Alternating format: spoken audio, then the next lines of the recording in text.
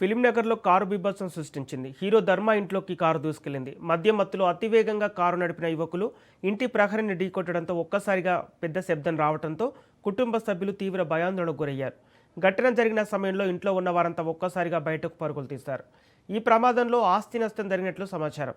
వెంటనే ధర్మ కుటుంబ సభ్యులు పోలీసులకు ఫిర్యాదు చేయగా ఘటనా స్థలికి చేరుకున్న పోలీసులు కారును స్వాధీనం చేసుకుని కేసు నమోదు చేశారు.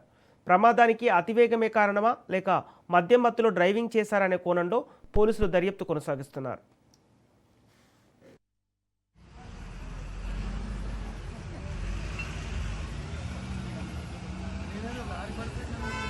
లేవండా అలా కూర్చో.